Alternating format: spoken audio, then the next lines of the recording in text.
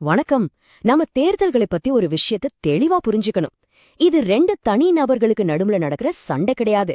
இது ஒரு engineering project மாதிரி, மக்களோட நல்லதுக்காக டேட்டாவை வச்சு செய்யற ஒரு ப்ராஜெக்ட். இன்னைக்கு நம்ம விருத்தாச்சலம் தொகுதிக்குள்ள ஆழமா இறங்கி அங்க இருக்கிற சவால்களுக்கு ஒரு தெளிவான தீர்வு என்னவா இருக்க முடியும்னு பார்க்க போறோம். சரி, நம்ம எங்க ஆரம்பிச்சு எங்க முடிக்க போறோம்? முதல்ல ஒரு கவர்னன்ஸ் இன்ஜினியர் கண்ணோட்டத்துல இத பாப்போம். அப்புறம் விருத்தாச்சல மண்ணுல இறங்கி மக்களோட நாடி துடிப்ப தெரிஞ்சுக்கலாம். அவங்க கொடுத்த தீர்ப்பு, அதோட அர்த்தம் என்னன்னு அலசுவோம். அதுக்கப்புறம் அங்க ஜெயிக்கிறதுக்கும் தோக்கறதுக்கும் என்ன காரணம்னு பார்த்து ஒரு உறுதியான திட்டத்தை முன்வைப்போம். கடைசியா ஜெயிக்கிறதுக்கான வழி என்னங்கறத தெளிவா பாப்போம். இப்போ விருத்தாச்சலத்துக்குள்ள போலாம் வாங்க. வெறும் நம்பர்ஸ மட்டும் பார்க்காம அந்த மண்ணோட குரல் என்ன சொல்லுது, அந்த டேட்டா நமக்கு என்ன காட்டுதுன்னு கேட்டு தெரிஞ்சுக்கலாம். தமிழ்நாடு மேப்ல விருத்தாச்சலங்கிறது வெறும் ஒரு ஊர் இல்ல. இது ஒரு புள்ளி மட்டும் கிடையாது. இது லட்சக்கணக்கான மக்களோட கனவுகள், அவங்களோட தேவைகள், சில சமயம் ஏமாற்றங்கள், இது எல்லாம் நிறைஞ்ச ஒரு உயிருள்ள இடம். விருத்தாச்சலத்தோட வாழ்க்கையை தீர்மானிக்கிறதே அதோட கிராமங்கள் தாங்க. பாருங்க, 77% மேல மக்கள் கிராமத்துல தான் வாழ்றாங்க. அப்போ யோசிச்சு பாருங்க, அவங்களோட பொருளாதாரம், அவங்க எதை முக்கியம் நினைக்கிறாங்க, அவங்களோட தினசரி போராட்டம் எல்லாமே இதை சார்ந்துதான் இருக்கு. சமூக ரீதியா பார்த்தோன்னா இந்துக்கள் பெரும்பான்மையா இருக்காங்க. அதே சமயத்துல முஸ்லிம்களும் கிறிஸ்தவர்களும் கணிசமான அளவுல இருக்காங்க. இந்த நல்லிணக்கம் அந்த தொகுதியோட அரசியலுக்கு ஒரு நிலையான அடித்தளமா இருக்கு. ஆனா இங்கதான் நாம ரொம்ப ரொம்ப கவனிக்க வேண்டிய ஒரு விஷயம் இருக்கு. மக்கள் தொகையில 1/3, அதாவது 31.1% பட்டியலின சமூகத்தைச் சேர்ந்தவங்க. இதுலயும் குறிப்பா வன்னியர் மற்றும் பறையர் சமூகங்கள், அவங்கதான் இங்க பெரும்பான்மை. அப்போ அவங்களோட வாக்குகள் அரசியல்ல எவ்ளோ பெரிய தாக்கத்தை ஏற்படுத்தும்னு நீங்களே புரிஞ்சுக்கலாம். அந்த தொகுதியோட மொத்த பிரச்சனையும் ஒரே வார்த்தையில சொல்லணும்னா அது தண்ணீர். பள்ளிக்கூடத்துல கூட குடிக்க தண்ணி இல்ல. இந்த ஒரு வரி போதும் ஒரு முழு கதை சொல்றதுக்கு. இது குழந்தைகளோட படிப்புல ஆரம்பிச்சு ஒவ்வொருத்தரோட அன்றாட வாழ்க்கை வரைக்கும் எல்லாத்தையும் பாதிக்கிற ஒரு ஆணிவேர் பிரச்சனை. இந்த டேட்டாவை பாருங்க. வளர்ச்சியில ஒரு பெரிய தடைகள் எங்க இருக்குன்னு இதை தெளிவா காட்டுது. ஆண்களுக்கு 85% கல்வியறிவு, ஆனா பெண்களுக்கு வெறும் 59%. இந்த பெரிய வித்தியாசம் எதை காட்டுது? நாம இன்னும் பயன்படுத்தாத ஒரு பெரிய சக்தி அங்க இருக்கு.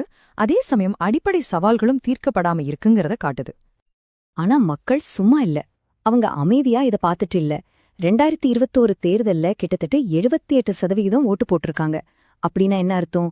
தங்களோட கோபத்தை, தங்களோட குறைகளை சொல்றதுக்கு வாக்குச்சாவடியோ ஒரு பெரிய ஆயுதமா மக்கள் பயன்படுத்துறாங்க.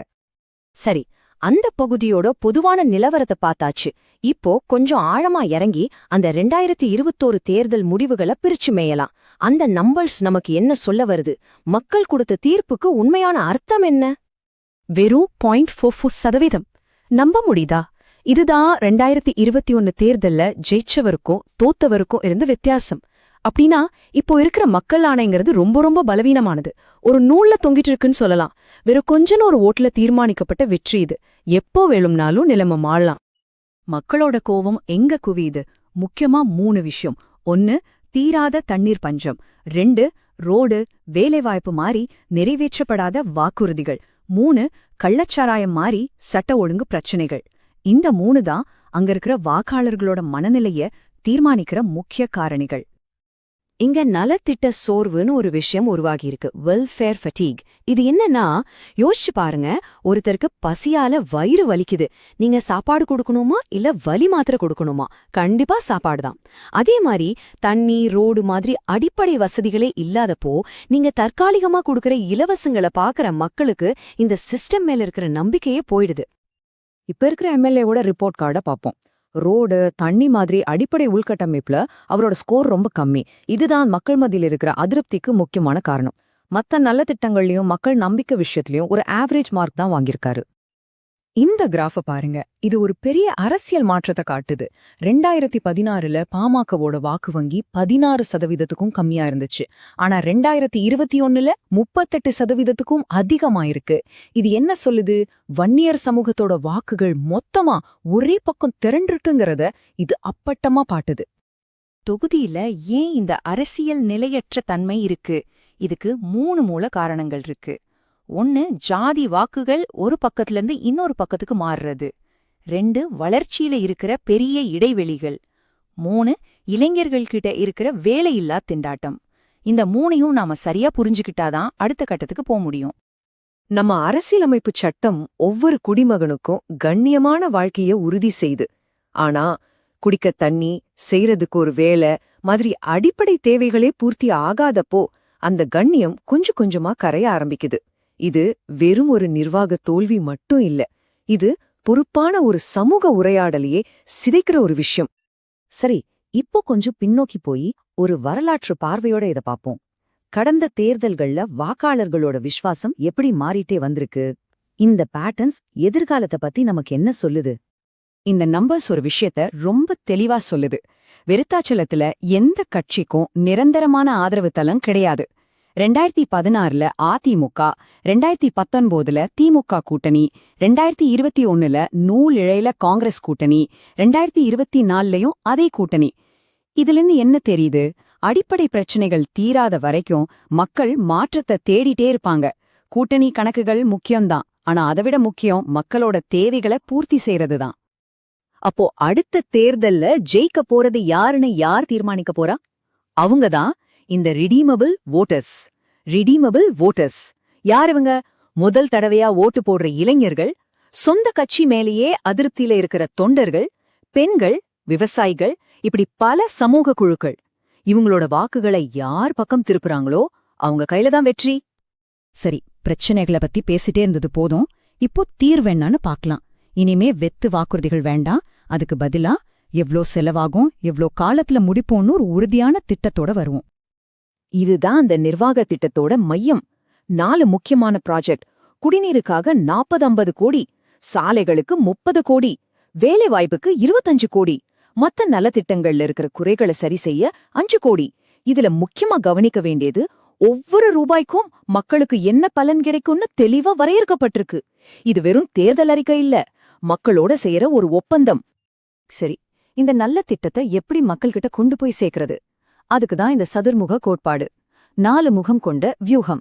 சிவனா ஆக்ரோஷமா இப்ப இருக்கிற தோல்விகளை சுட்டிக்காட்டணும். விஷ்ணுவா நிலையான நம்பகமான ஒரு மாற்றா உங்களை நீங்க காட்டிக்கணும். பிரம்மாவா புதுமையான தீர்வுகளை உருவாக்கி ஒரு நம்பிக்கையை விதைக்கணும். கடைசியா துர்க்கையா கள்ளசாராய மாதிரி தீமைகளிலிருந்து மக்களை பாதுகாக்கிற ஒரு கவசமா நிக்கணும். நாம இன்னைக்கு டெக்னாலஜிய அதிகமா பயன்படுத்துறோம். அப்படி பயன்படுத்தும் போது ஒரு முக்கியமான விஷயத்த ஞாபகம் வச்சுக்கணும். மக்களோட தனிப்பட்ட தகவல்களையும் அவங்களோட சம்மதத்தையும் மதிக்கிறதுங்கிறது சட்டப்படி செய்ய வேண்டிய ஒரு கடமை மட்டும் இல்ல.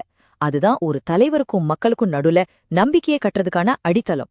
அந்த நம்பிக்கை இல்லாம எவ்ளோ பெரிய திட்டமா இருந்தாலும் அது ஜெயிக்காது. நம்ம பகுப்பாய்வோட கடைசி கட்டத்துக்கு வந்துட்டோம். இந்த டேட்டா, இந்த திட்டங்கள், இதையெல்லாம் எப்படி ஒரு வெற்றிகரமான மக்கள் தீர்ப்பா மாத்துறது? அதுக்கான தெளிவான வியூகத்தை இப்ப பார்க்கலாம். சரி, அடுத்த 30 நாள்ல என்ன செய்யணும்? இந்த ஒரு கேள்விதான் நாம இதுவரைக்கும் பேசின எல்லாத்தையும் ஒன்னா சேர்க்க போகுது. இதோ உடனடியா செய்ய வேண்டிய 5 வேலைகள். 1. சரியான வேட்பாளரை முடிவு பண்ணுங்க. 2. ஒவ்வொரு பூத் லெவல்லையும் போய் மக்களோட குறைகளை கேளுங்க. 3. சில பைலட் ப்ராஜெக்டுகளை உடனே ஆரம்பிங்க. 4. தேர்தல் அறிக்கையை ஒரு ஒப்பந்தம் மாதிரி தயார் பண்ணுங்க. 5. தொண்டர்களை களத்துல இறக்குங்க. இதுல ஒவ்வொரு படியும் வெற்றியை நோக்கி எடுத்து வைக்கிற அடி. நல்லா புரிஞ்சுக்கோங்க, மக்கள் ஆணைங்கிறது அதிர்ஷ்டத்துல கிடைக்கிற பரிசு இல்ல, அது சரியா திட்டமிட்டு உழைச்சு சம்பாதிக்க வேண்டிய ஒரு விஷயம். விருத்தாச்சலத்தோட எதிர்காலம் சரியான திட்டமிடலோட வேலை செய்யற ஒரு தலைவரோட கையில தான் இருக்கு. நீங்களும் உங்க தொகுதியோட மக்களுக்காக உழைக்கிற ஒரு தலைவரா மாறணும்னு ஆசைப்பட்டீங்கன்னா blueprintstrategies.ai mgr@blueprintstrategies.ai தொடர்பு கொள்ளுங்க. இல்லனா 08042041602 நம்பருக்கு கால் பண்ணுங்க. அரசியலுக்கு அப்பாற்பட்ட ஒரு நோக்கம்.